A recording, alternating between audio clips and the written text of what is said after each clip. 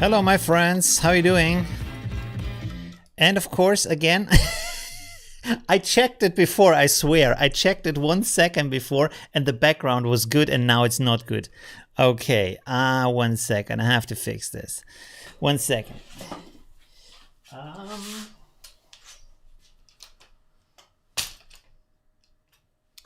Okay, that's a little bit better. We have to fix the light. Kind of looks good. Let's see. Okay, that's a lot better. There we go. Okay, good. As always, I did it wrong. So it's something I swear I checked it if everything is okay this time, and I don't know why it always goes bad. Okay, I hope you can hear me. Good. All right. Wow, lots of people here today. Pretty awesome. Pretty cool. Let me see here. So I have this. Okay, perfect. So today we're going to look at 1.9, some more insights into the updates. Hi, Chrysalia. Thanks for joining. Hi, George. Mike. Hey, Olivia, did you get my message about the bouquet? No, I didn't. I have to look for that. Did you write me an email or did you write me on Facebook? It's better to write me an email because then I see it on Facebook. They made it really complicated to figure out where the message actually is. So I'm not sure. We have to, yeah, but I will check for that. No problem. Hi, George. How are you doing? Thanks for joining from Spain. Awesome. Hi, Hans from Lüneburg. Thanks for joining. Jay, hi. Delford, hi. From sunny Colorado. Pretty awesome. Thanks for joining. Okay. Antonio, hey, my brother is also called Antonio, by the way, from Croatia. Hi. Again, the name that I can't pronounce, sorry. George, hi. Thanks for joining. Mark from Poland. Penny from Michigan. Maybe I should move this up here a little bit so I can look more into the camera while I'm saying hello. Hi. What else? Who else is here? What did I left off? I forgot. Let's see. Larry, Jason, Dorothy, hi. Thank you very much. From Manitoba, Illinois, and Denmark. Stuart from Scotland, hi. Barry from Sydney, Australia, hi. How are you doing? Linda from Canada, hi. Thanks for joining. Another Antonio, apparently, from Portugal, hi. Thank you. Stephen from North Hampshire, UK. Okay, awesome. Wow. All right. Thomas, hi, from Germany. How you doing? Another name that I can't pronounce from the Ukraine. Russ from Lincoln, UK. Be Creative from Western Canada. Gamer EL from Deutschland. Awesome. Wow, so many people today. Nice shirt. Thank you very much. I'm happy that it works with the background. I was a little bit worried that this might maybe shine through, but it doesn't. Who else do we have here? Ingo from Belgium. Who else? Rick. Hi, Rick. Just downloaded 1.9. Okay, awesome. Good. You need to update, of course, your OS. Jerome from Florida. Hi, Tormod from Norway. Mike. It was in Messenger. Okay, I will look for that. Dorothy from Denmark. Hi, thanks for joining. Rick from snowy UK, not sunny UK. Okay. Oh, Wind Princess, and that's a nice name, from Süd-Niedersachsen. Okay, so Germany. Nate from Hampshire. Volkmar from Bavaria. Hi, how are you doing? Bastisaurus. Okay, interesting. From England. Steve from the UK. Hi. Webphone. Hi, thank you. Oh man, so many people today. Paco from Gran Canaria, España. Hi. Oh God, my Spanish. I'm learning, but somehow I still can't speak. ¿Cómo estás? I think it is. Hola, mi amigo, ¿cómo estás? Okay, Kitty from... Is your mom okay? Yes, she's fine. I just was on the phone with her some minutes ago, so she feels okay. We ordered this kind of pulse oximeter so she can test the oxygen level in her blood. So she will do that 3 times a day to see if it's going down or not, to have like an objective view on her breathing. And also, but for now she feels okay. And I don't have any symptoms right now. I was tested today by a guy who came by, which is good because right now I can't leave the flat for until the next 10 days or something like that. So yeah. Let's see, but everything is good. I first in my life, I ordered food online from a supermarket, which worked out great. Yeah, so that's pretty good. I'm set for the next 10 days at least for all the food and cat food and all that kind of stuff. The only thing is, where do you put the trash if you can't leave your home? Because they bring stuff, but they don't take stuff away. So yeah, let's see about that. Especially cat poop. Gonna be smelly, but let's see. Can throw it from the window 3 at night in the morning. Let's see. Okay. Who didn't I name? Okay. What is that? Free Stimorol. I don't know. From Belgium. Hi. Virgil from Hawaii. Hey, wow. How are you doing? Herman from the Netherlands. Hi. Armstrong from Peter in Guelph. Okay, interesting. Toi from Japan. Wow, awesome. Do you say konnichiwa? I think you do. Is konnichiwa is hello, or is that thank you? No, arigato is thank you. I don't remember. Okay, who else? Rocco from New York City. Hi, how are you doing? Carlo from Italy. So many people. Wow, what's going on today? Another name that I can't pronounce. Oh no, it's the same name. Muy bien. Okay, thank you. JB, hi, thanks for joining. Jan from Croatia. Paco from España, also awesome. I guess. George, we are a big family right now. I hope so. That's cool. Deleted message. I can't see the deleted message. Timed out. Is there a link inside, or okay, I can view it? It's a stormy, snowy. But how can I display this somehow? I don't know. I don't know what to do with that. If for some reason it was blocked, I don't know. Martin from UK. Hi, and the whole world is here. Yeah, I think so. The whole world is here, really. Yeah. Paul from England. Okay, hi. How are you doing? Okay, awesome. Good. So maybe let's start with looking at the new version, right? So let's switch over here if I can find that. Talk live, work live. There we go. Okay, good. So we are in Affinity Photo, as you can see, of course, the 1.9 version with some changes and a nice new icon here with this jellyfish, which looks a little bit sci-fi. Pretty awesome. I think it's a 3D rendering. I don't think this is a photo, right? It's pretty cool. So that's very nice. And I will go over some changes today. Also, we can discuss stuff that you want to, like, I don't know, point out or something like that, or problems you have, stuff like that. But there are some points that I haven't included in my video on the 1.9 update, because there have been a lot of changes, as you've seen. So let's look at some of the things that, let me see, I have a Word document here. Okay, so first of all, and this is kind of interesting, when you go to adjustments, you always head down here, this thing where you can add LUTs. And let's drag this out here so we can actually see the list, and I hope it doesn't crash right now. No.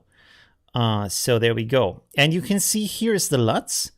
And when you look at the other ones, like this one, you can see there's a little preview in it, but the LUT one doesn't have a preview in it. And you can't change that right now, because what they said is, because they now enable that you can import LUTs, and then if people have a lot of LUTs, this would be very slow or even crash the program. So they removed the preview for now, and you only have this kind of text thing, which I don't know if that's so useful when you have a text list. But the good thing is, I mean, you can simply click through it and then just look at, I mean, the first time you click on it, it adds this LUT adjustment layer, and then you click on the other ones, and it simply changes the LUT in here. So that's pretty nice. It doesn't make like 50 layers or such. By the way, these are from my LUT pack, so that's pretty cool.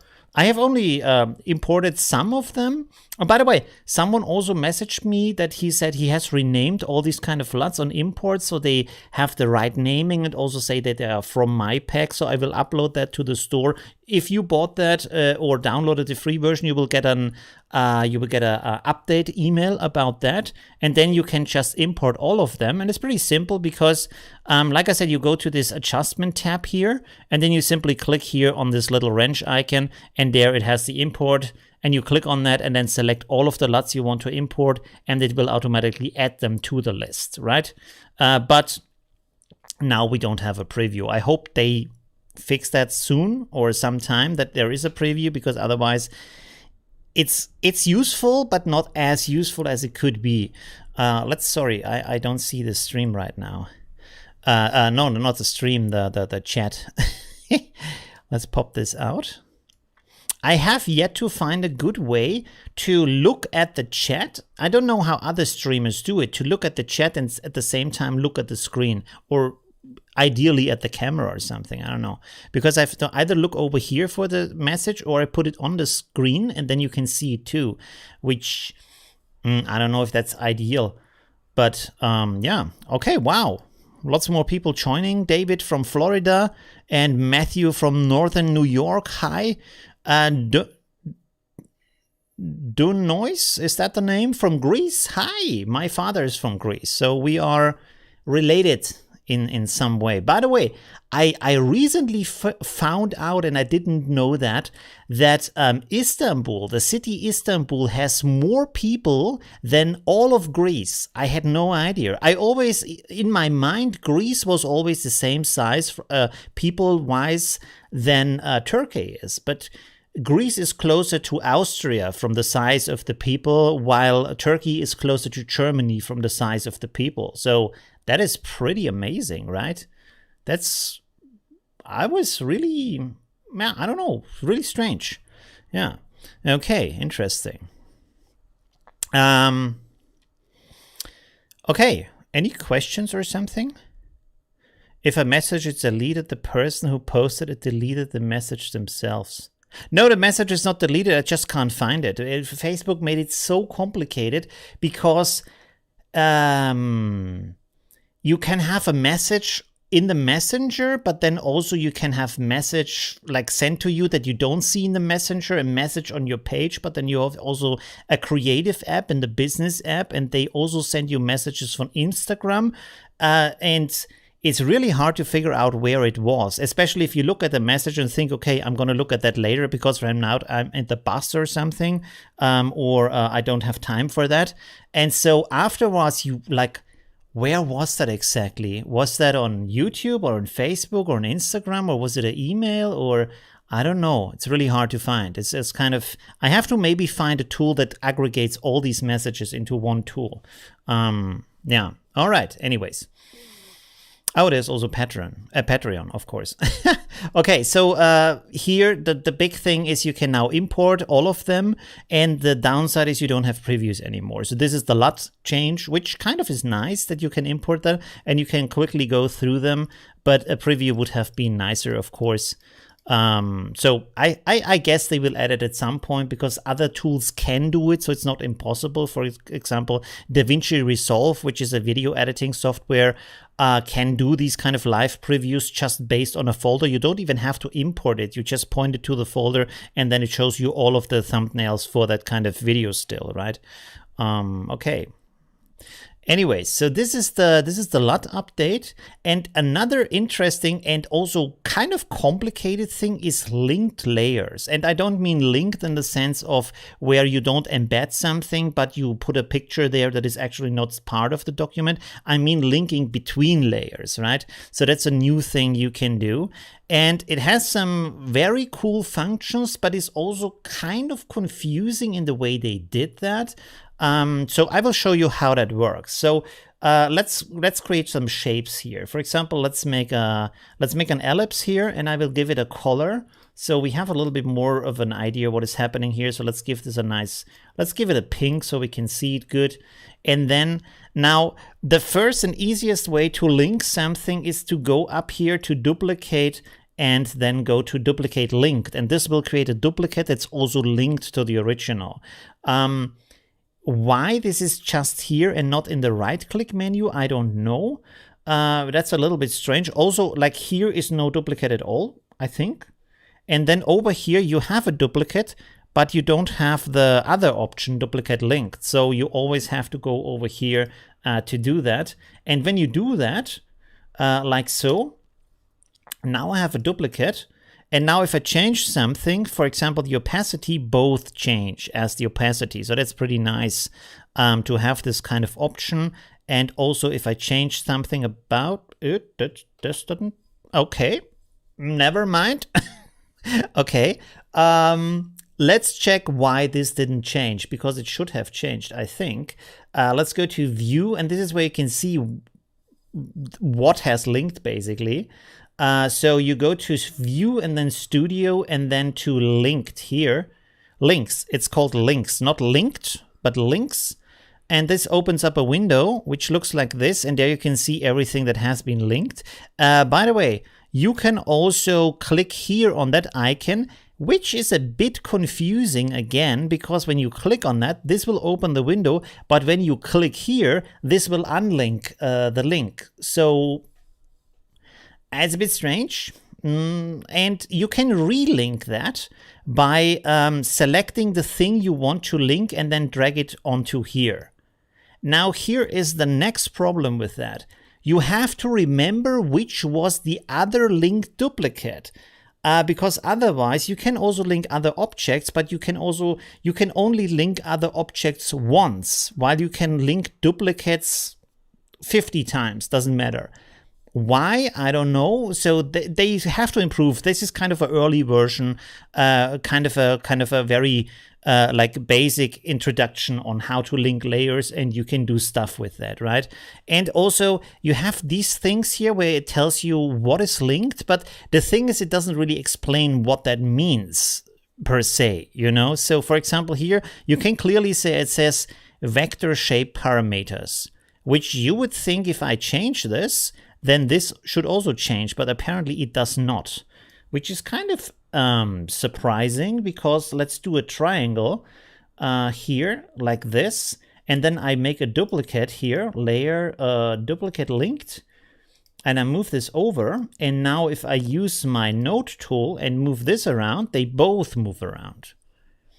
Interesting, right? So yeah, that's, and here, I mean, this is of course, I mean, it is a shape, right? This is changing the shape. I would say this is changing the shape, but apparently it's not changing the shape. Maybe, let's see what happens if I convert it to curve. Is it unlinked? Is it still linked? It's unlinked. Okay, so, okay, let's try something else. If we now go to layer and make a duplicate of that, and then move these points around. Yes, that works. Okay, so you have to think about to do that beforehand, because otherwise it's gonna unlink that. So that's a little bit complicated, right? You have to think about what is going on. And another thing that's kind of where I would say not ideally implemented is that you don't really see what is linked to what. There is no indicator. Like if, for example, if I would select this, I would suggest that make all these kind of things over here that are linked, change the link color to green, for example. So I know that these are the other ones. Now I can jump through these, but I have to remember which they jump through. So if I have 10 layers linked and they are in between of 50 other layers, that's kind of hard to remember, right? And there's also no list here. It would be cool if there was a list here, but there isn't. So you have to kind of remember which was the linked and which was not the linked and which is linked to what exactly, right? So that's kind of interesting. Yeah, it's an early version, so that's kind of interesting. It gives you amazing tools, so I'm not saying this is not good. I'm just saying some things could improve. Of course, they could improve. I mean, like, it's an early version, right? But now you know some of these aspects of what you can do with that. By the way, what I was talking about before, let's undo this real quick. Let's delete these two here so we don't have too much things going on.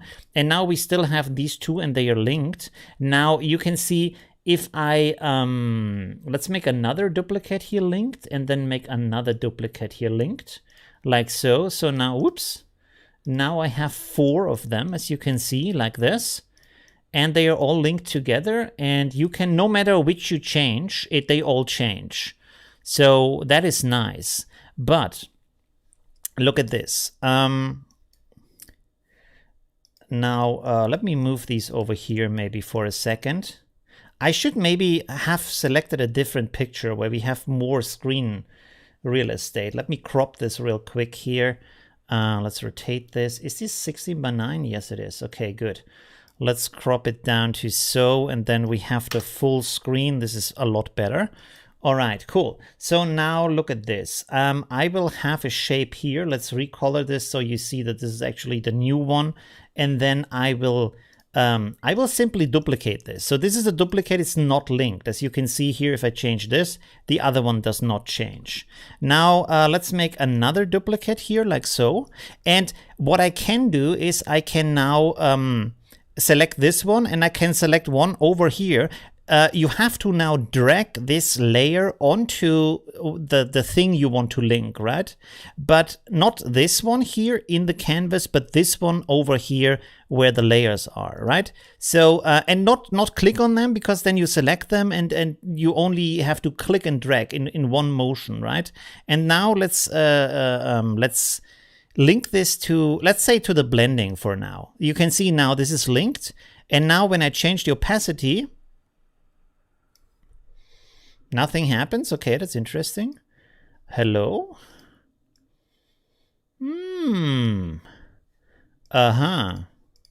That should actually have worked. So when I tested it, this worked.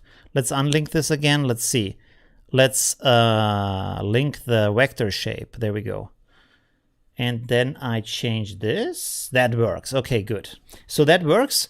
Now what we want to do here is I want to link the other one. So let's make this one here blue, for example. So you see that this is a different one. Let's make it red. There we go. Okay, good. So now I select this one again, and I now link the red one to the same thing, to the same parameter, right? So I do this. And now if you see, if I go here, this is unlinked again. I can only do it once. I cannot do it twice for 2 different shapes, even if they are the same shapes, even if they are duplicates of the same shape. You can only do it once. Unless you made a duplicate up here with this layer and then duplicate, then you can do it as often as you want. So think about that. So you have to think a little bit in advance of what you want to do, because afterwards you can't link many layers together. So that's yeah, it's a little bit limited by that. By the way, let's try another thing here that I'm pretty sure is not going to work. Let's make a rectangle here. And then now when I go to this triangle, like so, let's unlink this, and then I link the shape. Okay. Oh, what? What? Magic is happening, my friends. So this turned into a rectangle for some reason, and is also invisible at the same time. Is it below? Oh, it's below. It jumped over. Okay. Oh, yeah. So now if you want to do magic tricks, now you can. So this is really interesting. So if you link 2 shapes that are different from each other, wait, it turns into what? It turns into the linked shape. Let's go. Oh, because it's a vector shape. Is that the reason? Wait a second. Is that the reason? If I go for, let's go for blend mode. Okay, blend mode works. And then both blend mode work. Ah, okay. Is that the reason? Because it's the vector shape parameter, and because the vector shape parameter for one is triangle, for the other one is rectangle, it turns the triangle into a rectangle. That's interesting. Okay. Yeah. Kaplan, what are you doing? Are you testing your keyboard, or I don't know what's going on right now? Okay. Don't spam the chat, otherwise I have to ban you. Sorry. Okay. Anyways, so it's a little bit complex. It's a little bit complicated, but yeah, black magic. Yeah. What else was there? Let me look at my list. I made some notes. So I can link that. I can link by dragging this, right? Okay. Yeah. So let's delete this again and let's have these two here. So what I can do is, first of all, as you can see, I can link individual parameters like so. And now these two are linked. So yes, you can see the fill parameter has been linked. And so this switched over to that, which again, you have to think how you're doing the stuff, because usually I would suggest, like in my mind, if I link the red one to the green one is the master because I drag the red one on the green one. So the green one is basically the child, but apparently it's the other way around. So you are dragging the master onto the child, or well, let's phrase this differently. The parent onto the child, that also sounds wrong. I don't know how to phrase this. The original onto the copy, I don't know. You know what I mean. The source to the copy. Let's phrase it like this. Okay. So apparently it's the other way around, that what you drag is the original. And then if I switch it, you can see here fill parameters. This one changes, which I'm linking it to. Right, so you have to keep that in mind. And okay, the other thing that I wanted to point out is if you want to link all of the parameters, what you can do is you drag this up here onto this one, because you can see here's the name of the object and there is everything that you can link. And if you link this up here, then everything is linked, right? And everything is adapting, right? By the way, this is also interesting. We have to try this. If I change this shape forward like so, and then I drag this onto here. Wait a second. No, this was the wrong one. Like so. Ah, yes. Okay, so everything is copied over. It's kind of nice. It's kind of useful. You can do stuff with that. So that's interesting. If its parameter 3 is 3 square is 4. Yeah, of course. Yeah. But I mean, it could have been that you could, for example, I mean, it has to be like that, right? This is like, if the shape is different, they can't do the same thing, right? Yeah. By the way, an interesting thing here is that, as you can see here, you can't link everything, right? So let's rotate this, for example. It doesn't, wait, is it linked? Yes, it's linked. Let's do this here real quick. This is still doing it, but this is not being like copied over. So there are some things you can link and some things you can't link. And the things that are linked are not like super specific also. So you get the whole package or nothing. You know, for example, here you get the blend mode and the blend ranges. You can't decide to say, I only want the blend mode. I don't want the blend ranges. That's not possible right now, right?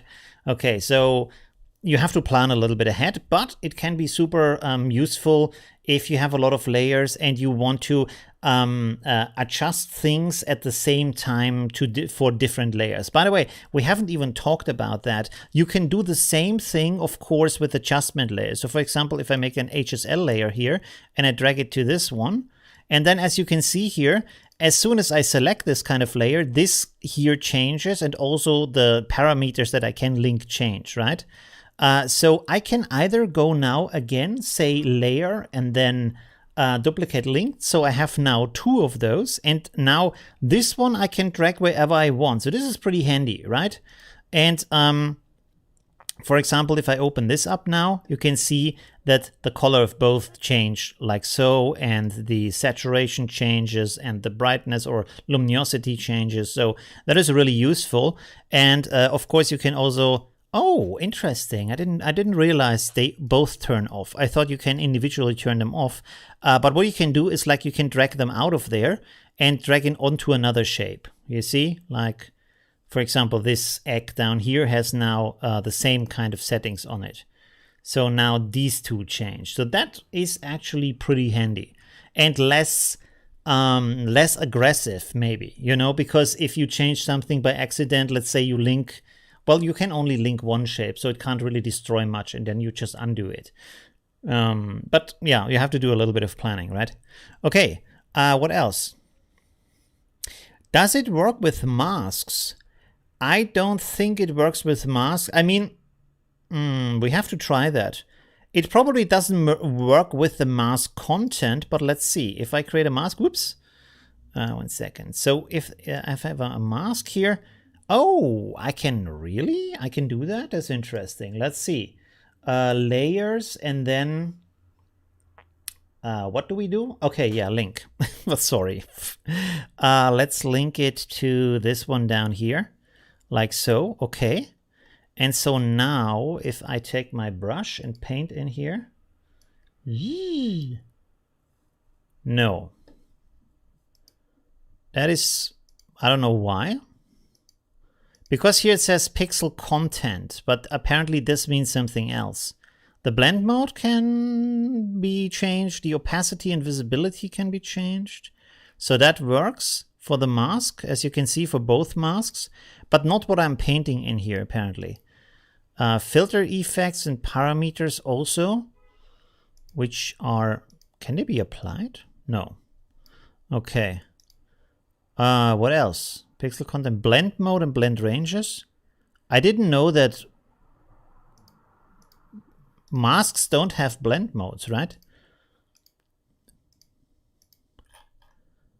Huh. Okay, interesting. Other people having lots of freezing and crashing. Yeah, it's some, I don't know. It's not the most stable thing. So you have to be a little bit careful what you do. Save more often right now. I think that's a thing every time when you get a big update, that there is like minor bugs in that, and they will iron it out with a smaller update afterwards. So this is also why usually I wait with updates. If it's a small update, I don't do it like until weeks later. But of course, it's a bigger update. I make a video about it, so I have to do the update in that moment. Okay, so apparently not the pixel content. Even it says the pixel content is synced, but it's not synced between these layers. So that's pretty interesting. Is there something else to look out for here? No. I think that was everything I have in my list. Unless you have questions, you can ask questions still. In the meantime, I'm going on to the next topic. Let's delete all these layers here. The next one is a fun one, and this is patterns. And wait, there's some new comments from... I really wish they added a texture shape mode in develop mode, like Lightroom. A texture sharpen mode. Yes, that's true. Yeah. Regularly not responding. Yeah. If you have problems, maybe turn off the GPU support and see if that does something for it. Have you, by the way, this is, oh wow, Stefan, thank you very much for the donation. Thank you. That's really awesome. Is there should be an overlay, but interesting. Okay, thank you very much for the donation. Really appreciate it. What was I talking about right now? Oh, there it is. No, there isn't. I heard the sound, but there was no overlay. This is because I moved away from Streamlabs. I think I haven't like integrated that. Anyways, we can show it over here. Should we show? No, maybe not. Privacy. Okay. Is this shown in the chat? I don't know if this is shown in the chat or if just I see that. What was I about to say? Oh yeah, I wanted to ask, did you see any increase of speed or usability through the GPU update or not? Because for me, I don't really experience anything where I would say, okay, now it's massively smoother or faster or so.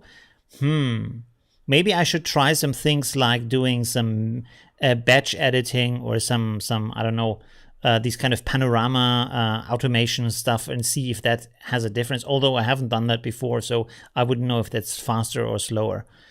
So did you see any kind of changes in that area? Okay, let's start with our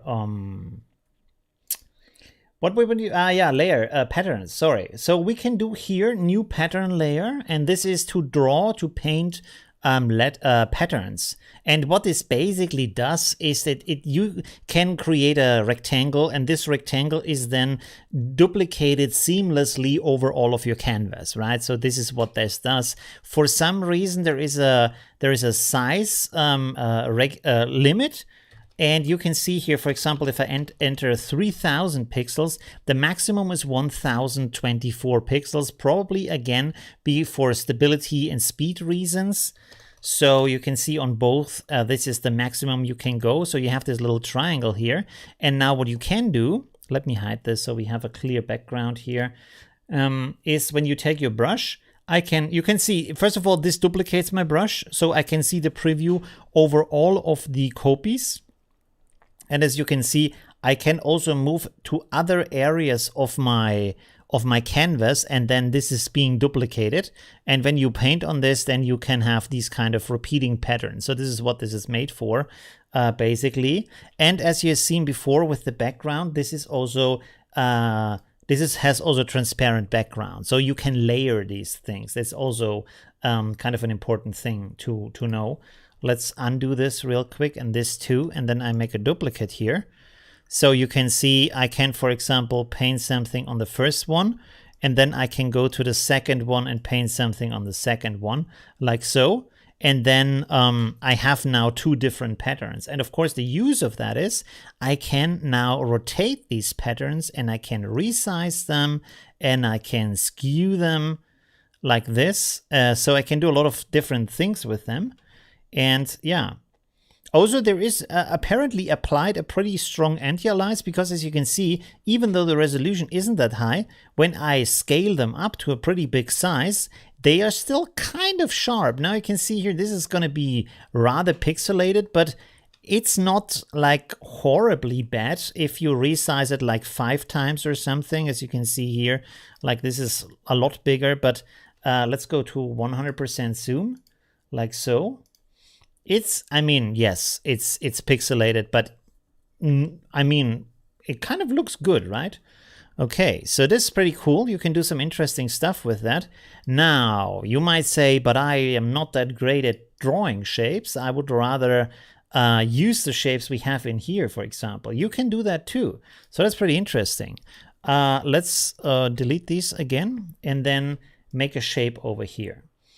So what should we go? Let's go for a heart shape. We can need some love here, like so. There we go. And now if you would go here to layer and then to pattern from selection, nothing is going to happen because it only works with pixel layers. So that's pretty important. By the way, I should look at the chat real quick. What did I miss? I saw about locked children when doing links. When doing links, really? I think like you can do locked children. I've seen when you resize stuff, for example, you can resize, but not the children, but just the shape. I will show you in a second, because this is also part of what I want to show you about the patterns. With the linked layers, I haven't seen that would do something. When I run overclock on my GPU, Illustrator runs so much smoother in I'm loving the GPU update. Illustrator, do you mean Illustrator from Adobe, or do you mean Designer from Serif, right? Affinity Designer. I have a pretty high-end system, but does it? Oh, okay. So yeah, then it runs smoother. So that's pretty interesting. I would say it slows down opening of files. Interesting. I didn't realize that. I think Windows has been updating in the background, says Matthew. That might be a reason why things are changing. If stuff is downloading or uploading in the background, then your computer is going to be slower. You can link. Gary says you can link to a group. Somewhat gets what? You can link to a group. Somewhat gets around only being able to link two objects, but it does remove the fill color and the original object from. For some reason, or at least for me. Okay, interesting. Matthew says, so it's been a little laggy. John, Affinity have showed a big difference in GPU. Oh, really? It did? Okay, so you have a big difference in the GPU use. Okay, let's go on with here, and then I will go back to the chats. To the messages. So when you right click on this and then you rasterize that, now it's pixel. As you can see over here in brackets, it says pixel. And now when I go here to to layer, and then say a new pattern layer from selection. This will create now a pattern layer from the selection. And as you can see, my original heart is still here. So it didn't transform it. It created an actual new pattern layer from the selection like this. And of course, you can move this around and you can resize this to make it smaller. You can make it bigger, stuff like that. So that is pretty interesting to do that. By the way, as you can see here, the hearts are touching. So this is really going to the edges. It's really using the edges of your object to do that. But what you can also do here, let's use our, let's delete this one here and make a new heart here. What you can do with this is that you can, for example, now create a rectangle like so. Let's fill this white here. And then I can put them on top of each other like so. And I can then align them like so. And now if I would merge those two, merge visible. No, not merge visible. Because then I have to, do I have the background? No, I don't have the background. Okay, merge visible. So now I have only this. And now if I do the same thing, because it now, as you can see, has a white background. Well, you can't actually see that, but now you can see it. It has a white background behind it. This will give a little bit distance to the heart. Where is it? Sorry, I'm in the wrong thing. There you go. So now if I do this, again, I have the same effect, but now I have a little bit of a distance in between because of this white layer, right?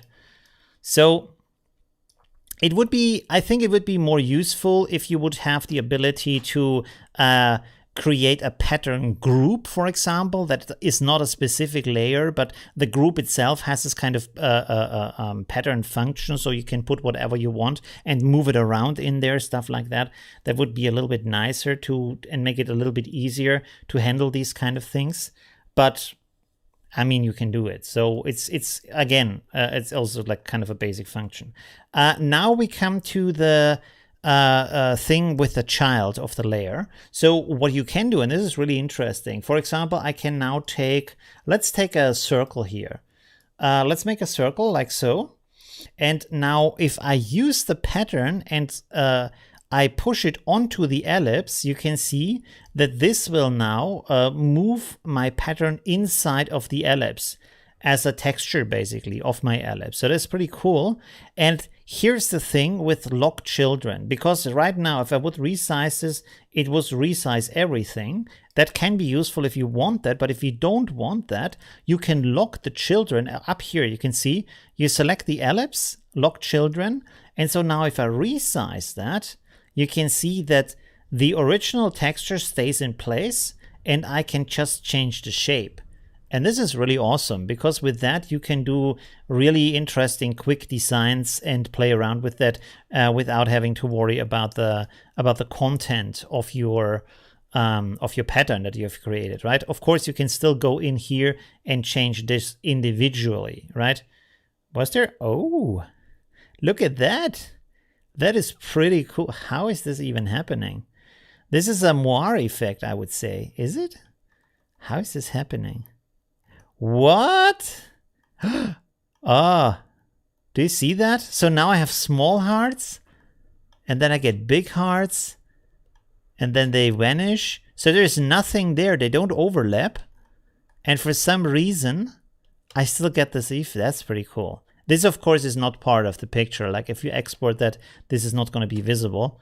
But it is just like a technical glitch that's pretty cool. That's a really nice glitch. Okay, there we go. Interesting. Okay, let's make this bigger again. Okay, so that's the pattern thing that you can do.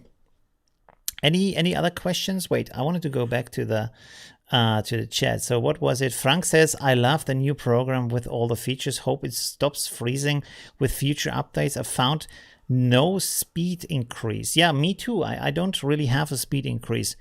Maybe it's also part of the CPU, although my CPU is pretty good. GPU, I'm sorry, from the graphics card is pretty good. So, I don't know. Maybe the support is not like same for all kind of graphic cards. Let's see. I did upgrade my my OS and also my graphics card, so I don't think it's a driver. But I can check again if I maybe have missed some updates. Okay. Oh, you meant Affinity Designer, not Illustrator. I see. Okay. I noticed that the new version is...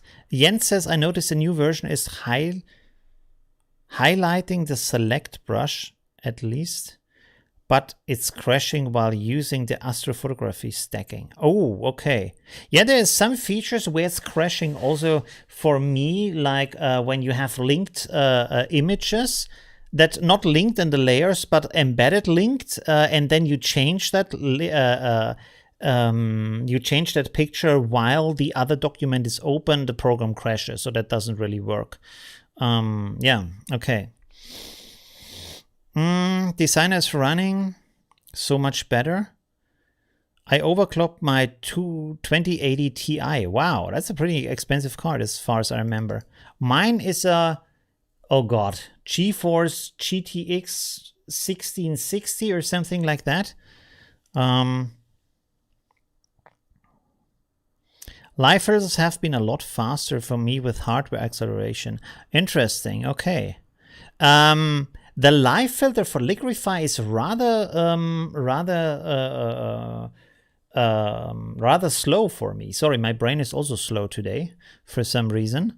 So when I do stuff here, let's turn this on, for example, it's kind of not so quick and also sometimes maybe crashing. Let's see. If I go in here and then Liquify, you have this and it's not that bad, but you can see it's dragging around. It's dragging behind, and also this was like on a rather soft setting. So if you go like stronger, then it's getting worse and worse. And if you have it, oh, okay. So now you can see it's stuck. I can't click on stuff now. It has done the effect, but it's stuck. So I have to wait for some time. Okay, now it's back. And if I do too much at the same time, it's going to either take too long or it's going to crash. So it's a little bit not so stable at the moment. Okay, anything else we should talk about today for the update? Let me see. Have I prepared anything else? We have talked about the pattern layers. Oh yes. The interesting thing here is with the pattern layers. Let's do this again real quick. So. You have seen in the other one that you can only go 1024 by 1024 pixels. But for some reason, if I now go here to, let's go, for example, this shape, and I rasterize this. Let's rasterize this like so. And now let's turn this into, you see, pattern from selection. It creates this. And if I zoom in, it has the same sharpness as the other one. So this means it has the same pixel resolution. So you can apparently do higher resolution patterns if you want to. You can't just create it as a pixel layer.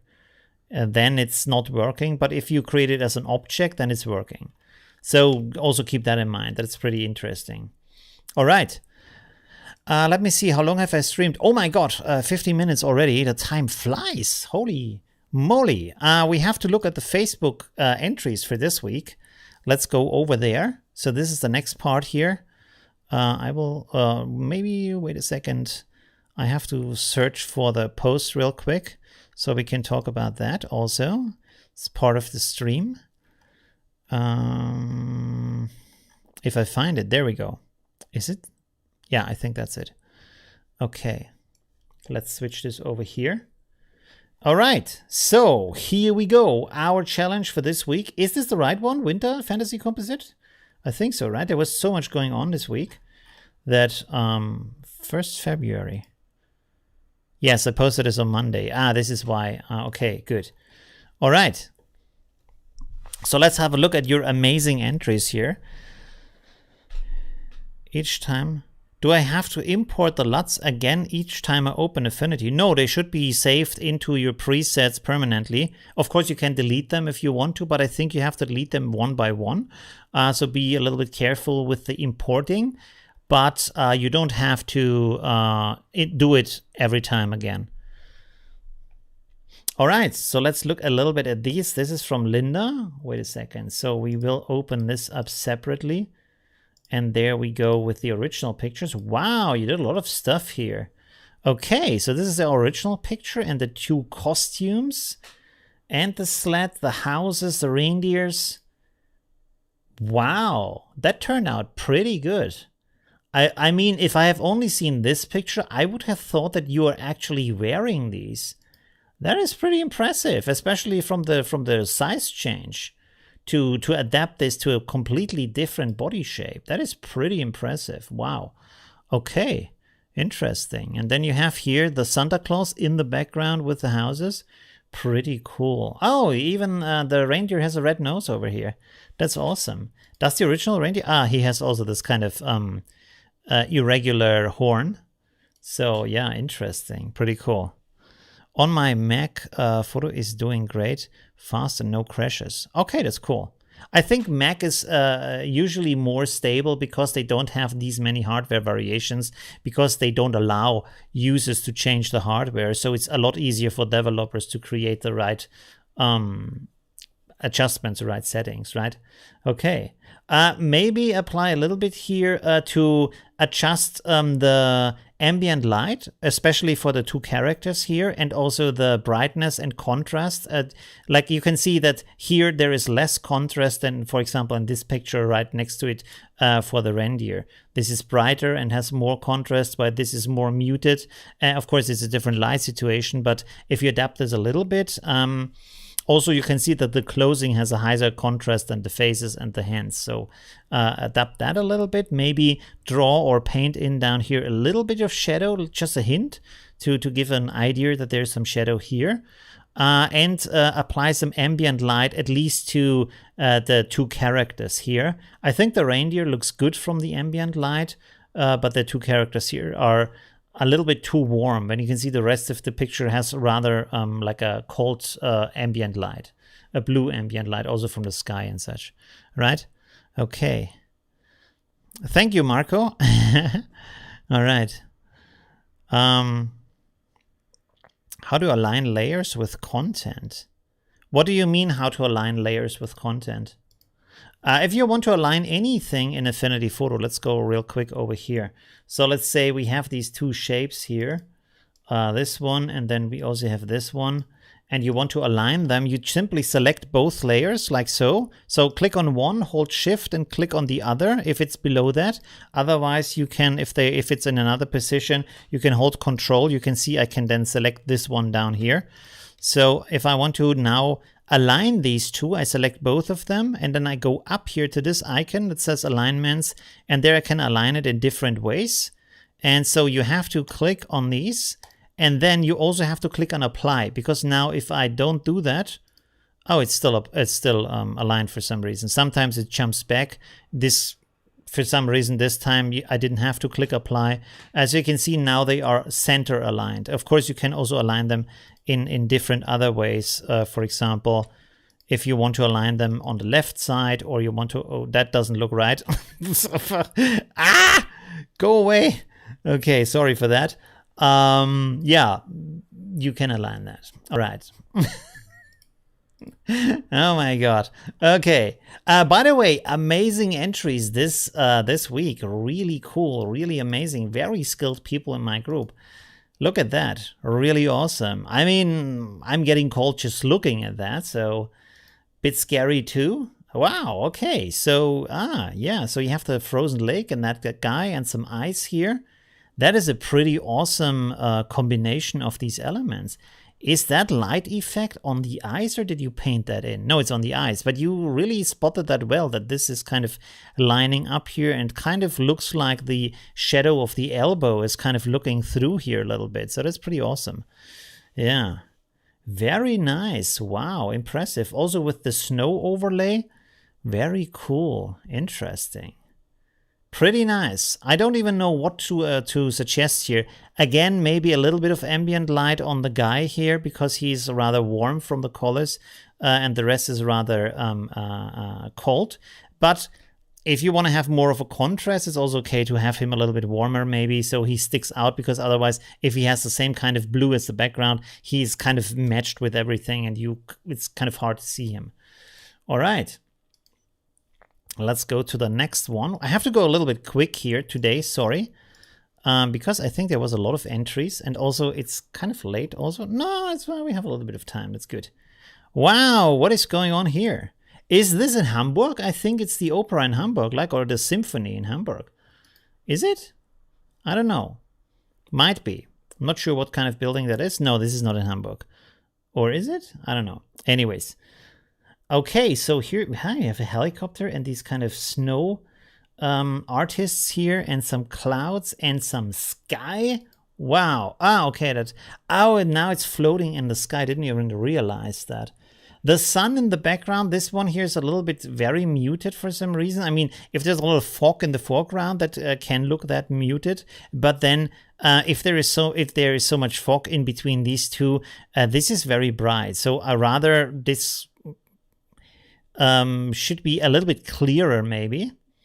But yeah, pretty interesting. Very nice effect.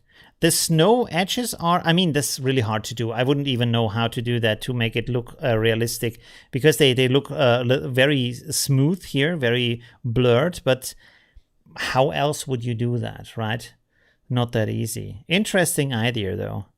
Yeah, it is Hamburg. Okay, interesting. The Elbphilharmonie. Wow, okay, awesome. Very nice, really interesting. Very good ideas also. It's really interesting how many different ideas and concepts people come up with from all these kind of different things. That's pretty cool. All this imagination. Wow. Okay. Wow, you did a lot of change here. That is impressive. This is from Arthur. And you have actually like a summer or spring situation here. And then you turned all of this into winter with snowfall again. Pretty cool. Wow. And the moose and the bird, pretty awesome. And you match the colors very nicely of all that kind of situation here. Huh, that's impressive. Wow. You even added some additional snow here, I think, maybe on these ledges. Wow. Also here on the trees and stuff like that, that's pretty interesting. Huh, nice.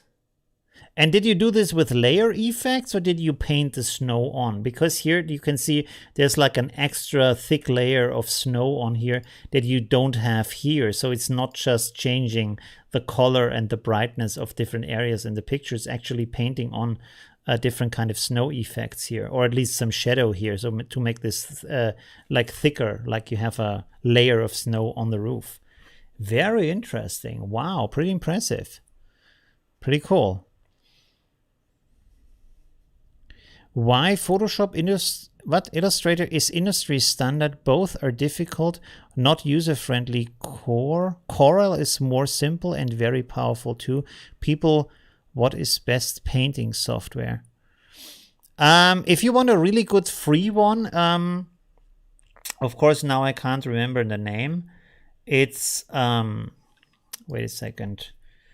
Free digital painting software. Krita, sorry, this one. This one is really good for digital painting. Has a lot of functions that are specialized in digital painting. A lot of people use it. There is also a ton of tutorials here on these all the features and functions and how to use that. As you can see, you can get it for Windows and Linux and Mac. And it's a very capable software. So I've used it myself. You can see me actually use it on YouTube, where I have created some time lapses that have not been that popular for some reason. Time lapse. Let's see. There you go. You can see me paint this rabbit here and this girl with the fox, where I still have my crazy red beard. And I think also other stuff that for some reason doesn't show up here. But this is all done in Krita, right? So you can check that out. It's pretty good software. Krita.org is the domain where you have to go for that. Okay, thank you very much, Arthur. Let's go to the next one here. By the way, if you have still questions about 1.9 or some topics we should talk about, put that in the chat so I can see that. We can still have a look at that. Cholu, again, edit with creative art. Let's see. Wow. I was for a second, I thought, is that me? But I'm not that old yet. So, wow, pretty cool still.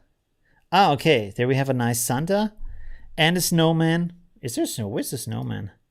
Oh, as the hat. Okay, that's pretty cool. You know, it's kind of nice to always like look at this and then try to find the different elements in the picture. So you have a globe here. Ah. So, and this is used for the hands. Wow, you did a lot of stuff here. So this is there's a glass bowl here in the hands, and then you have one without the hands, and you put this on here. The masking here, you missed a little bit of the masking here in the fingers. As you can see, there's a line here. So put a mask on that, and then like just mask out the fingers. But the rest is pretty awesome. Very interesting. Thank you very much. Awesome edit. Also funny again. Very cool. Yeah, very nice. Pretty cool. Also, the light changes are nice. You see here, the light is rather cool. And then all of the light here become a lot warmer.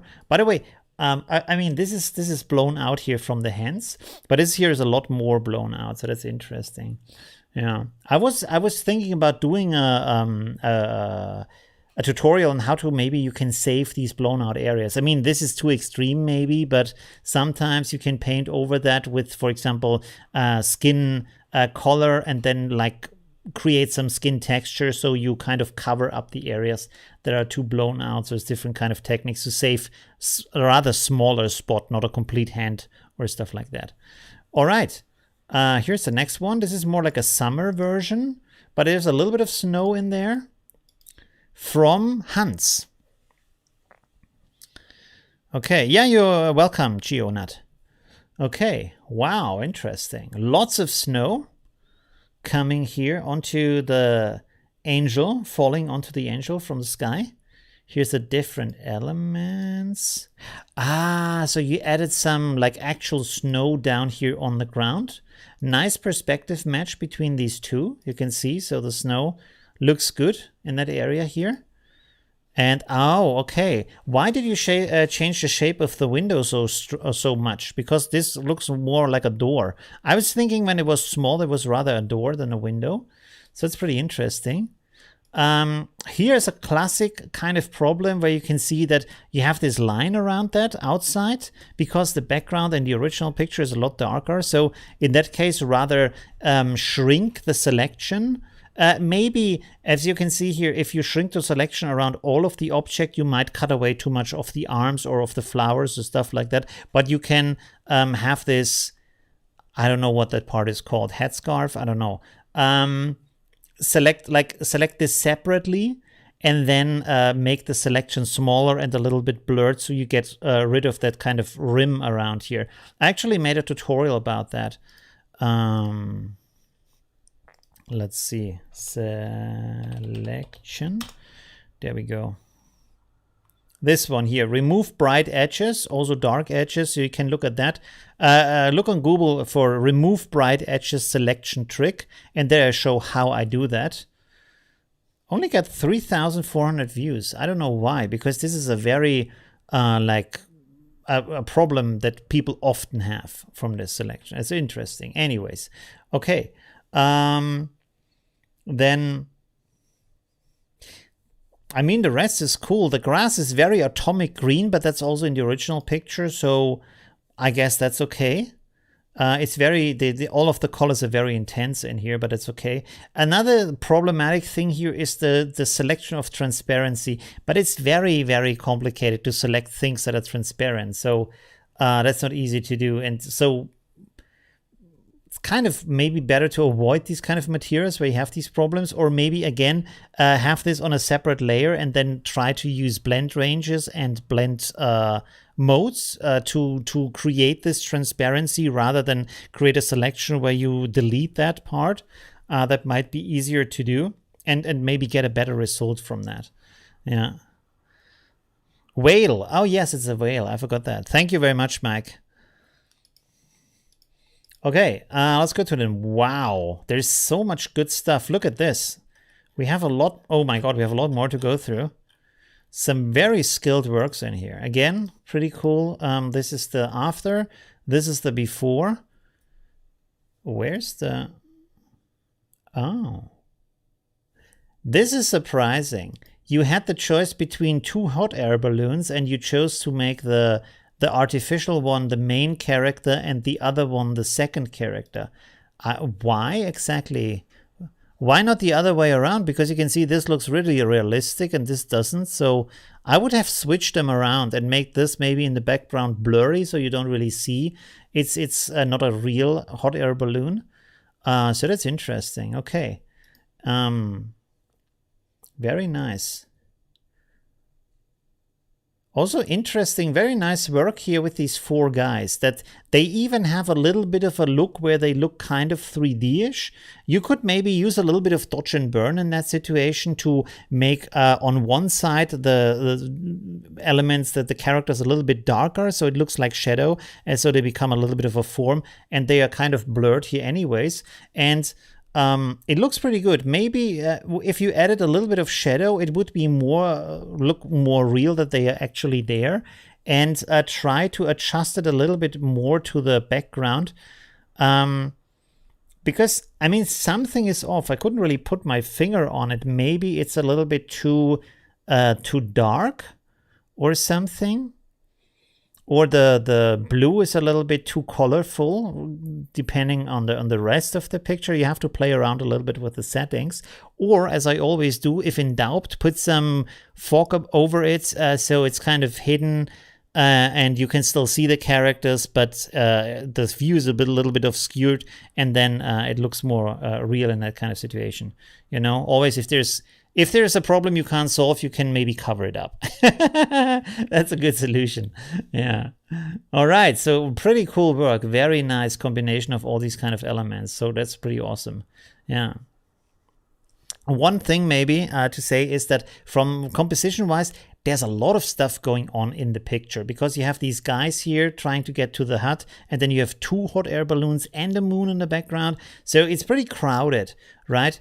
It maybe would be better if you have the moon over here, and then the moon is bright and the rest of the picture is getting darker. So the hut is highlighted, and maybe these guys over here are highlighted a little bit.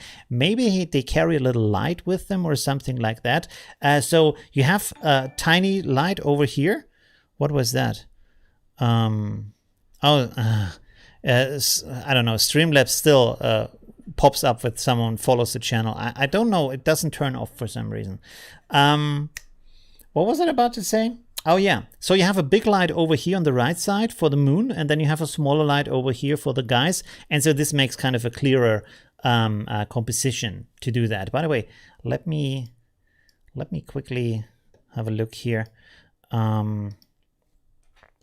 Oh God, what am I looking for? I can't remember the name of the page. I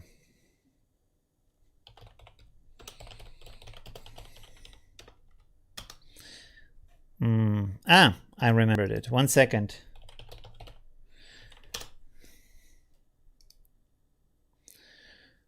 Do I still have an account with them? Oh yeah, I do. Oh, look at that. Okay, cool. Where's my profile? Because maybe I can show you real quick. Oh my God. The stuff that I've done in the past. Crazy. How do you... They changed the design of the page. 1 second. Maybe I can show you the one picture I wanted to show you. Sketches.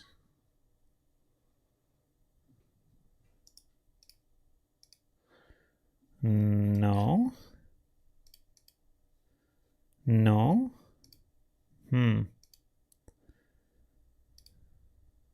No. Sorry, I can't find that right now.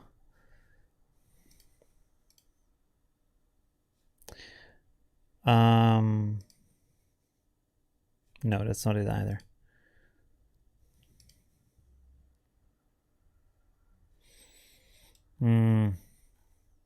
Well, it doesn't matter.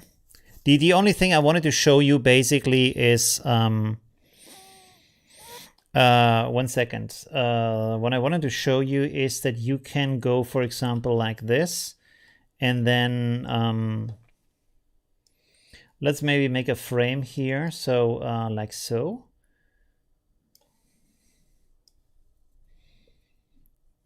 Okay, no. So this covers my canvas completely, as you can see, like so. And then I simply create an outline here. Let's make a little bit of an outline, make it like this. And so now I can push this inwards by holding Shift. So this will create for me a shape like this. Let's delete everything else. And then make the background white. Okay, good. So now I have this, as you can see, so. And so I can now simply copy these, like so. And now what I have is a little sheet, like so, where I have 4 scenes, basically. And you can either print this out now on a paper, or you can use it in Affinity Photo with the different elements you have, right? And so you can create like a little composition in here, and then you can create a little composition over here, right? And so you have like, you can compare these different things. Let's put a little, what do we have here? Pen? I don't know. What is this? Pencil. Let's see if that works. Color black. Yeah, kind of not perfect, but good. Okay, so basically, what was it looking like? So you have this and then the trees in the background. So you can basically, I mean, I make it with the mouse now. This is not ideal. You should ideally have some like graphic tablet or something like that. But you can maybe draw this in here a little bit, and then you have these guys here wandering over there. This looks really bad when I do it with my mouse. Sorry for that. So now you have the moon here, and you can also maybe apply some come on, let's go, there we go. Let's make a second layer here real quick. Maybe make this a little bit bigger. Okay, that's terrible. But anyways, let's undo this. It's so much easier when you have a graphics tablet.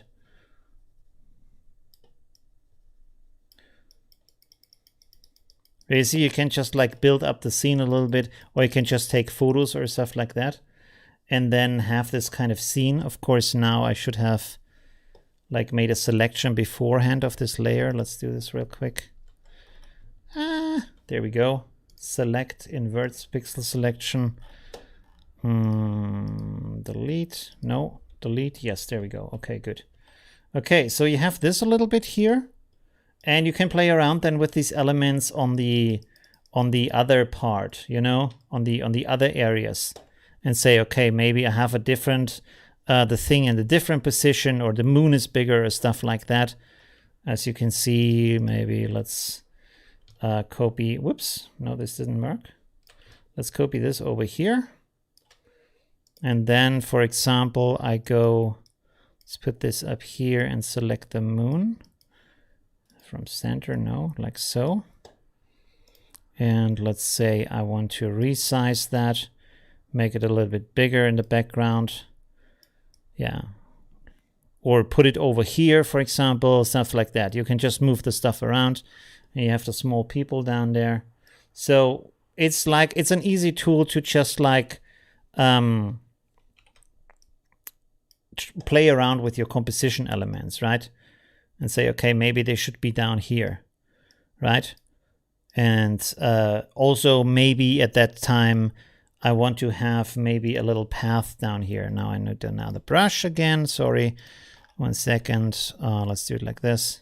So you say, okay, maybe we should have a little path that's coming down here like so.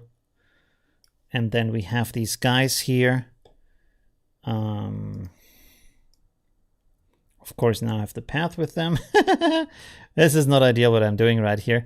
But let's have them a little bit bigger here in the foreground. So you can see now I have a different kind of situation. So these are bigger. Maybe I look now at them first and then I look at the house. Maybe at this point I want to create the house a little bit smaller. So this can be a very good tool before you start to invest too much time into the composition to just get the elements right that you want to have here. Let's make this a little bit smaller now. And you can now see that this and this is a different kind of composition. And then over to like step by step, you can improve that until you come to a point where you say, hey, that's really cool. This is what I want to actually create with my composition right now. Of course, if you print this out and make it with a pencil, that's a lot faster. Or if you have these kind of picture elements that you have already collected from a website, you can then just move them around. That's also good. The only thing you have to take into consideration at that point is you want to keep it as simple as possible. Don't go into detail and start to draw like the, I don't know what they have in their hands and the haircut and stuff like that. And this is a thing you might fall into that trap when you just use elements that you like pictures that you found on the internet, that you then adjust the colors and the contrast and all kinds of other things rather than concentrating just on the basic core composition and then going into more detail afterwards, right? So rather keep it simple like that. Also, if you have an iPad, you can draw on that. So that's very useful. And I found this kind of sheet pretty good because you could do it full screen on different layers. But here I have a direct comparison between the two or 4 different compositions. So I have a good overview, and I can improve by just taking the elements from the last designs I've made and say, okay, maybe this is also an interesting variation, but I want to build on that while still seeing the other version. That's the important part here. And you can see like this is so playful and easy and fast that you will find a lot of things you want to do in your mind. And at that point, maybe you say, hey, there should be some cool mountains in the background that kind of lead to the house. So maybe the house is inside of a canyon and they are moving along the canyon, stuff like that. Or maybe then there is a cliff. And there is a little bridge in between, stuff like that, where they have to go over the bridge. There's a lot of different elements what you can do with that, right? And if you paid this super basic, it's very fast to do that, right? Okay. All right. Good. Sorry, I have ignored the 2 comments pointed at me. Interactive DNA says Affinity products are amazing. Check your videos output in OBS. It is pixelated. My output is pixelated? Really? How so? This is maybe because I'm also using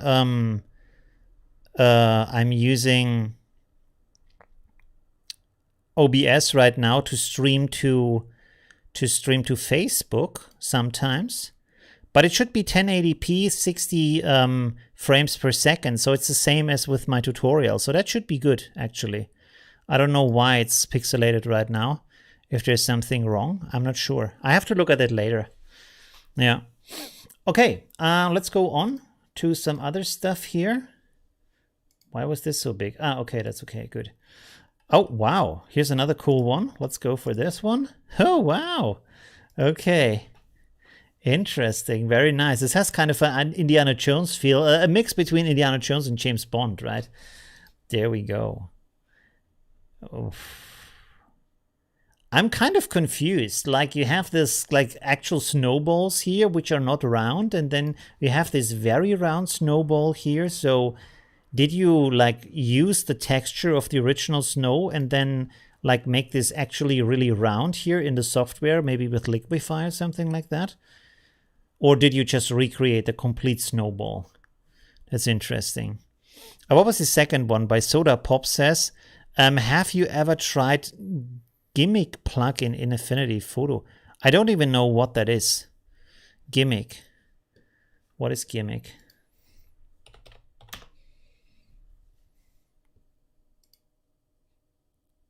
What is that? What? No, I've never tried that. I should have a look at that.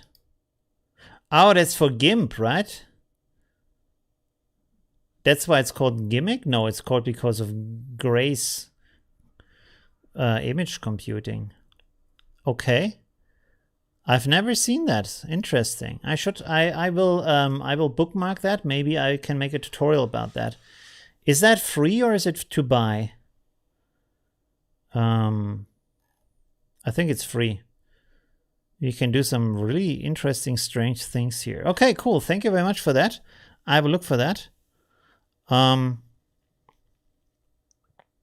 Matt, hi. Thanks for joining. Like creating a storyboard. Yes, like creating a storyboard. That's it. Absolutely. So yeah, that's a really cool function. Maybe I should do a tutorial, but this is like one thing that I don't understand with, I really love my community, but they are super specific at what they are watching, what they are not watching. Like I would love to do a video about that, but probably nobody's gonna watch it. Like I have like 500 views on that then. That's like, I don't know, a little bit disappointing, to be honest, because they are so cool topics, but then I can't bring them because nobody's going to watch them. Or maybe I should bring them, but then it's bad for the statistics, because you know how YouTube works with this kind of thing. You have always tried to push the limits, because otherwise the algorithm isn't promoting you, right? So that's kind of strange. I don't know. Anyways, but we have to stream for that. Luckily, we have to stream for that, so that's pretty cool. And of course, I always try to bring content that you really enjoy and love, so that's also important to me.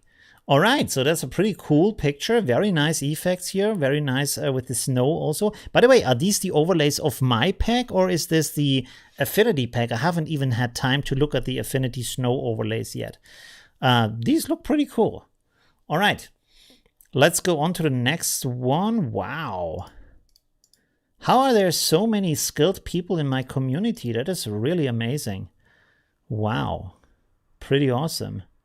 White birds in this case, nice. Nice tree also. Snow overlay. Ah, wow, pretty cool combination. Interesting. I would maybe put a little bit of fog or something at the horizon, because or maybe flatten out these elements here. As you can see, wait, let's make this bigger here. You can see this looks a little bit strange here. And so it's kind of hard to get these edges right so they actually look good. So if you have a little bit of fog, you can cover that a little bit up, these elements at the distance. And you have a little problem here. As you can see in front of the tree, the parts that are looking bright over here are suddenly looking dark over here. So you might want to either make a mask with an adjustment just for these birds in that area, or maybe cut them out, copy them to a different layer, and then treat the birds that are over the tree in a kind of different way, right? So either way is okay. But overall, pretty cool. Very interesting motif and composition. Very nice. Really awesome. Okay, let's go on to the next one. This, oh, there we have the original picture. By Theo.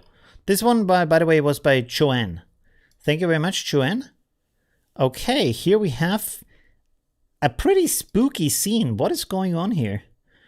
We have a light, and then we have these two guys walking over the road, and for some reason they are now in the light. I'm not quite sure what is going on here, or why you chose these specific people from the back with these traffic signs that are still in the picture here. That is a little bit strange. Like if there was something else in here, I don't know, maybe a little angel or something, but I don't know why you put that in here.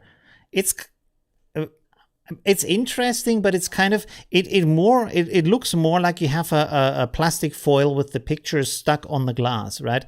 Because you don't have this kind of, there's a little bit of the glass effect here on the side, but not in the middle of the picture, stuff like that.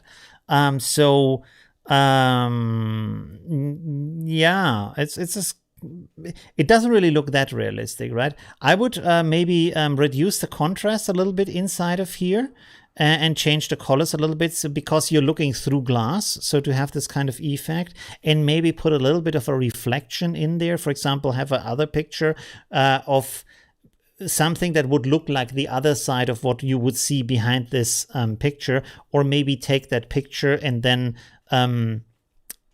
how can I say, make it smaller and transparent and put it as a layer over this, so it looks like a reflection on the glass. So you can play around with that, make it a little bit blurry also in that case, and that might help. The problem here is also that the legs, as you can see, are clearly going beyond the bottom of the light box. What is it called? I'm sorry, I'm missing that word. So it can't be someone standing inside of that metal cage, right? So this doesn't really line up. So there's a lot of elements that if you change them, it could be interesting. But right now, I don't know exactly what the idea behind the composition is at the moment. Yeah, rather maybe if you have a full figure or a sitting figure, for example, that could also be nice, like a little Buddhistic monk that sits there in this kind of lotus seat. He could fit in there. Stuff like that could be interesting, where you have the actual body and they sit or stand on the ground plate of that. What is it called? I'm sure I know this word, but right now it doesn't come to my mind. All right. Anyways, thank you very much, Theo. Pretty interesting. Let's go to the next one. Again, lots of elements here. Okay, this is from Brett. Okay. So she's, oh, there's actually, why didn't you use a little, is it called like chipmunk, or how would you phrase that here? Why didn't you use this guy? He's cute, but a bird is also cool, and he's landing on landing on her leg. So that's very nice. Again, like, no, I think the ambient light is actually there, so that's pretty good. The perspective isn't there completely. Because, let me see here.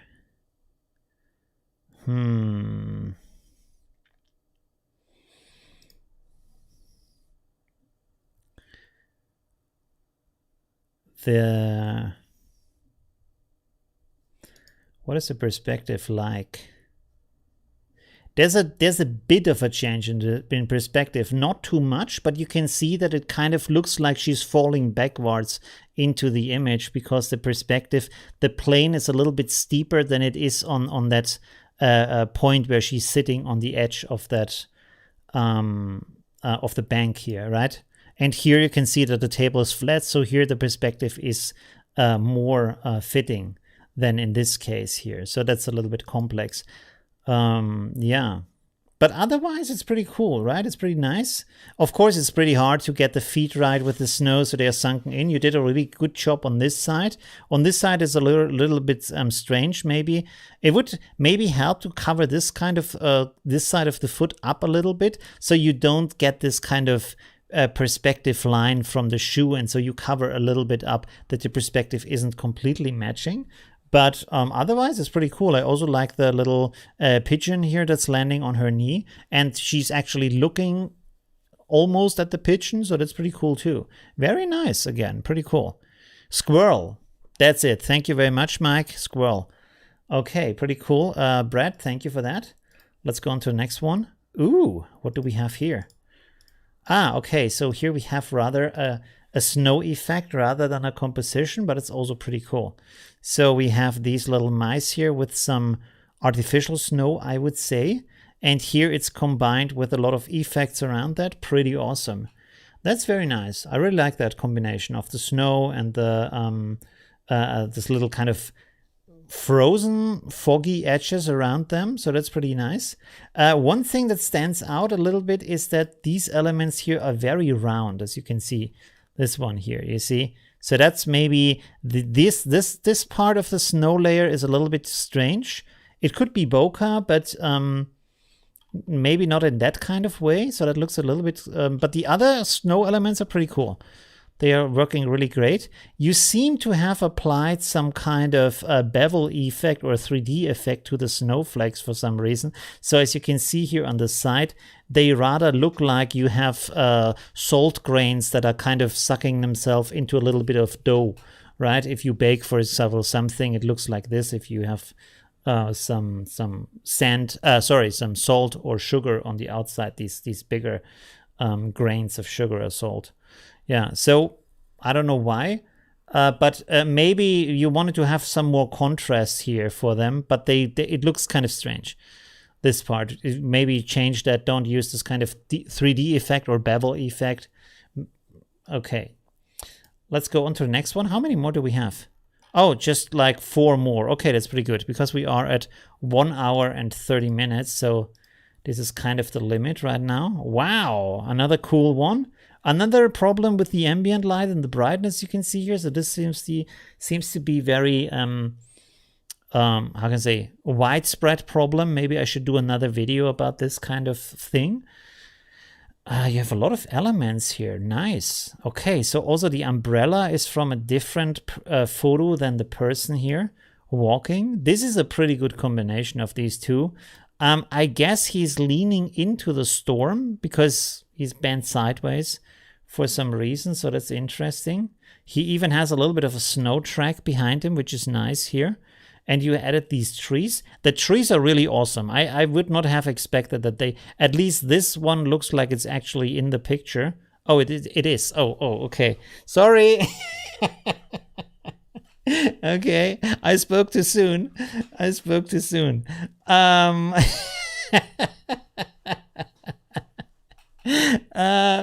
one is a little bit different.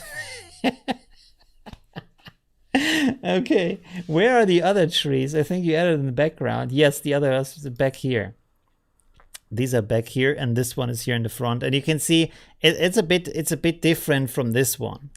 And maybe that's a good comparison where if you take away the snow layers and compare the two, you can see in what kind of way are they different. How would I have to adapt this one so it looks exactly like this one over here? And of course, if you have two elements next to each other where one is real and the other one is fake, the comparison alone makes it stand out.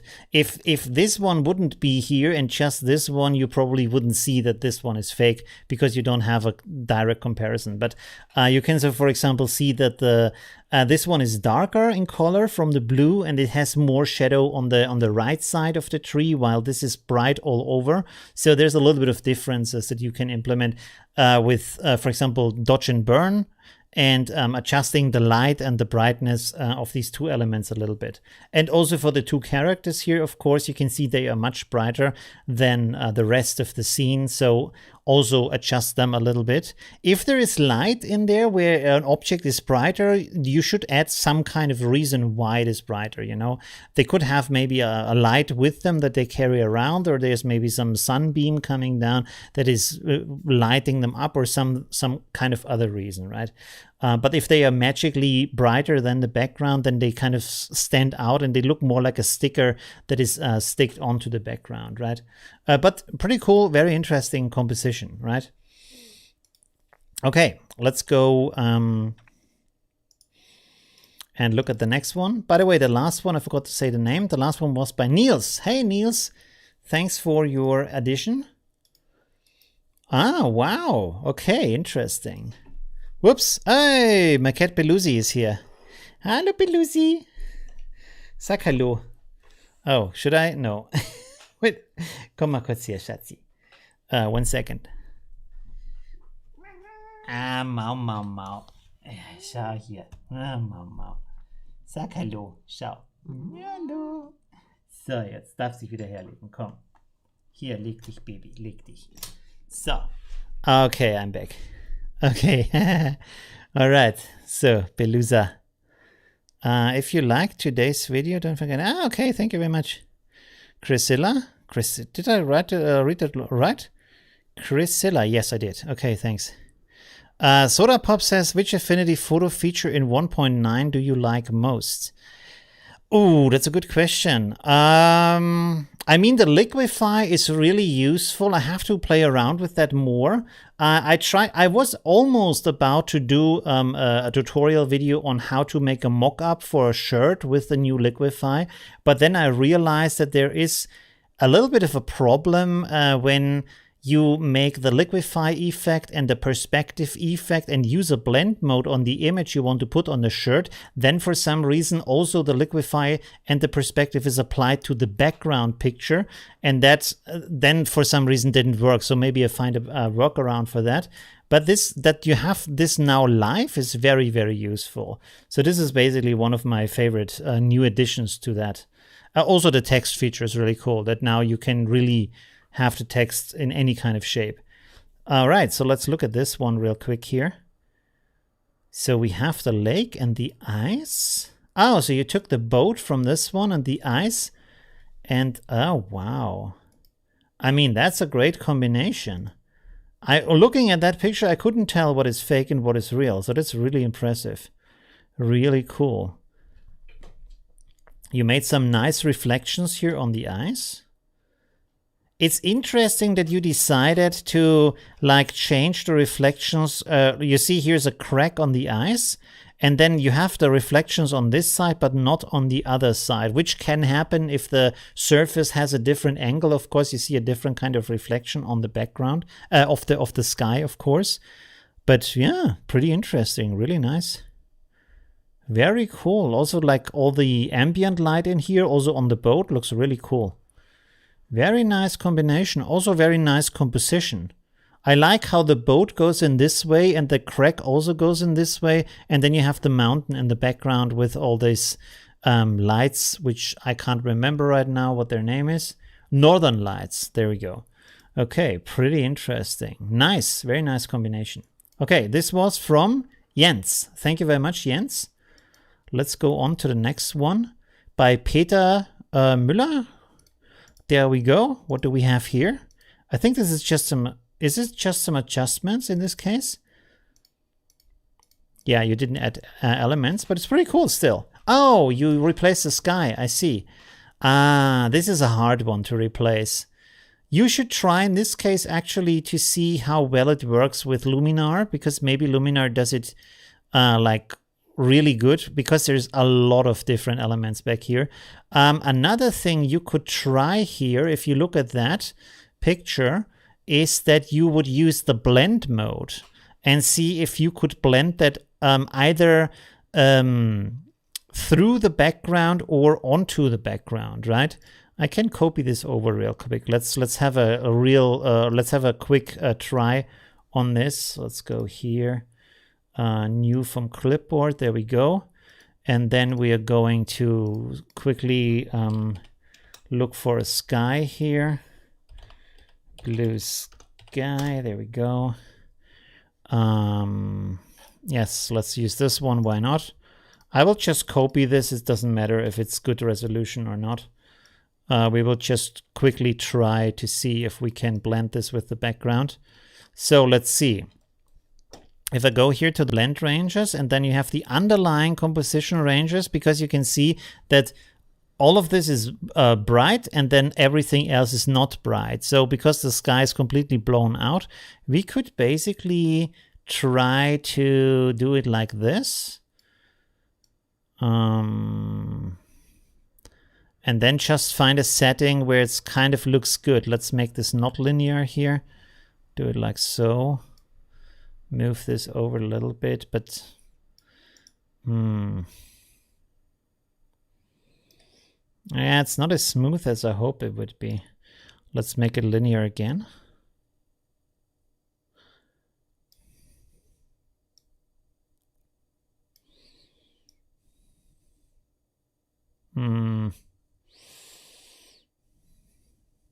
Not really, right? It's like, doesn't really look good. Yep. This is a little bit better.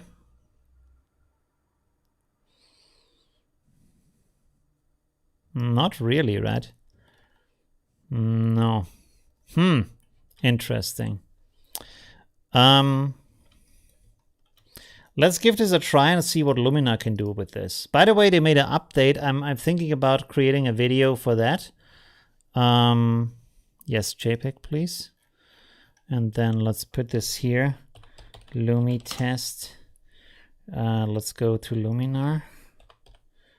Luminar, let's use Luminar AI real quick on this.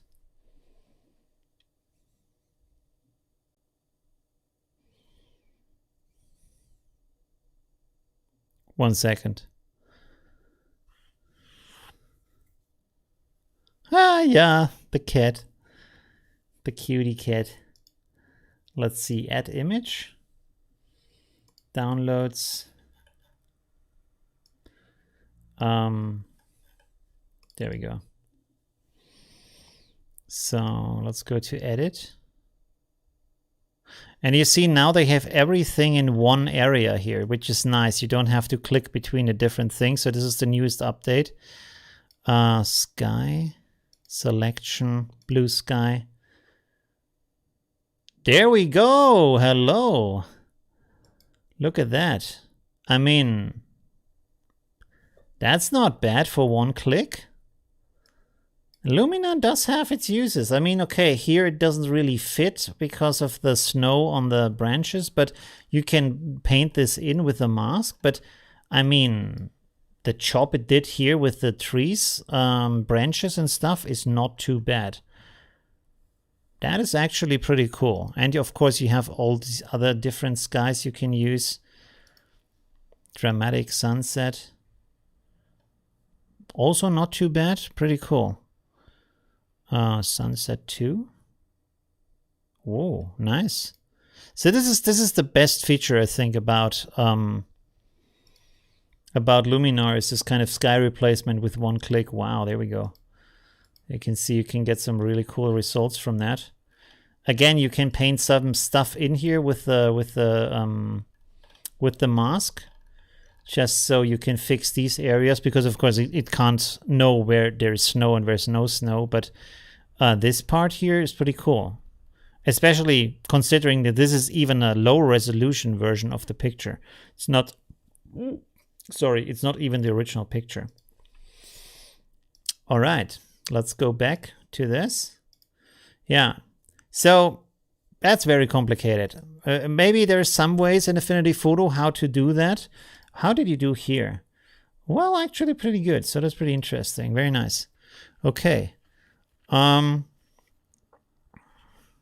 One-off payment. Yeah, it's pretty similar to Photoshop. It doesn't have quite as many features, but if you're a hobbyist, you probably don't need all these kind of professional features from Photoshop anyway. So it's a pretty good software, and I think it's on sale still. Let me see. Affinity Photo. I'm not affiliated to that to them, but I do tutorials about them. So yeah, it's 50% off. So you get it for I think like $30. Yeah, it's $27.99. I mean, what can go wrong? I would by the way, I would buy it through the website, not through the store if that's possible, because then you have kind of a better service. I think people had problems when they buy it through the store on Windows or Mac. Okay, let's go. Oh, this is already the last one. Cool. And then we can maybe chat some more. And after that, I'm going to end the stream because this is already over the time limit. Oh, nice. When I clicked at this, I thought these were flames.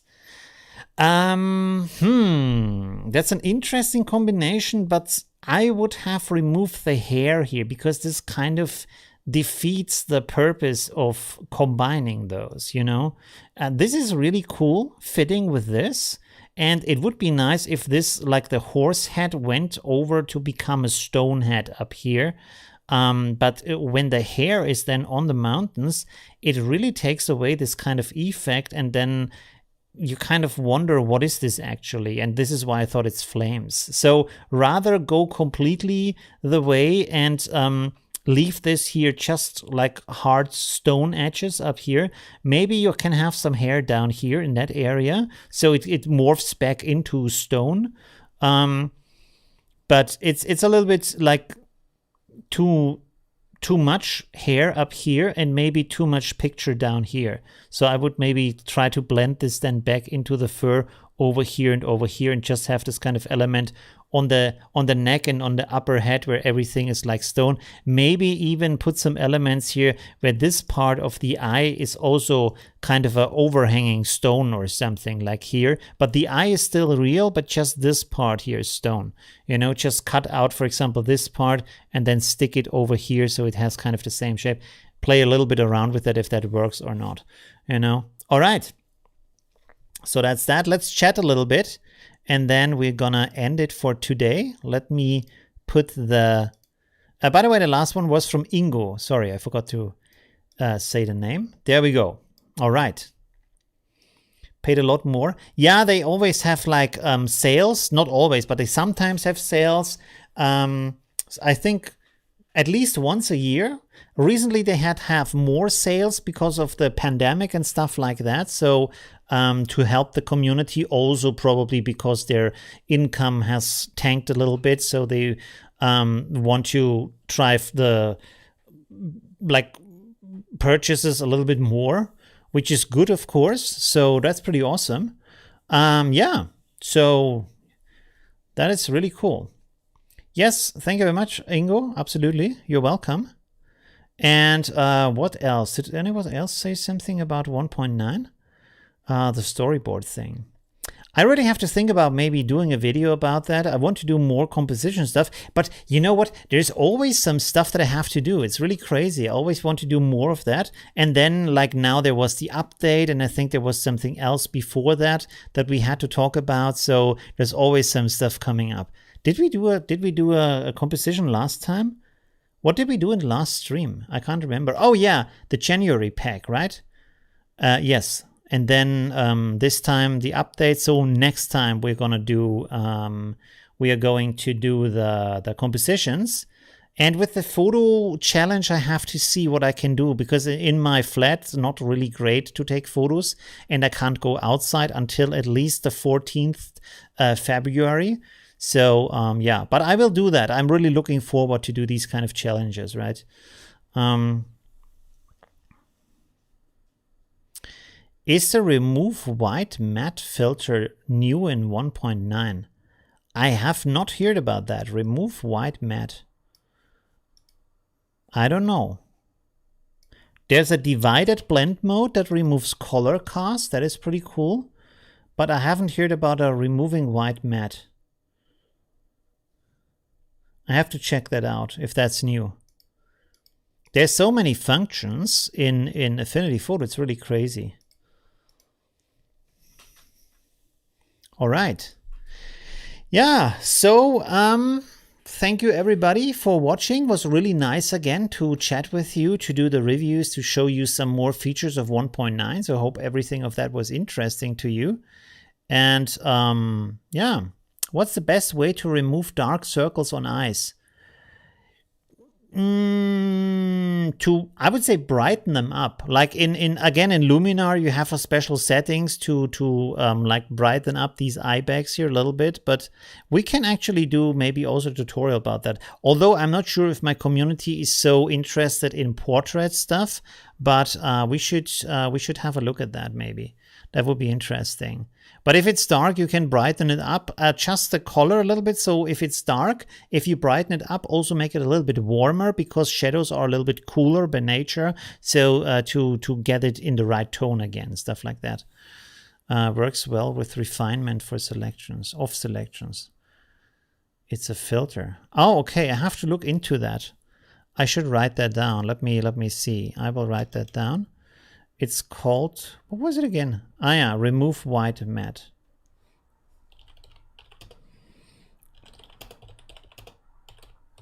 All right. Anything else? Otherwise, we're going to finish it for today. Let me prep the music here real quick. There we go. Okay. I think the stream was long enough for today.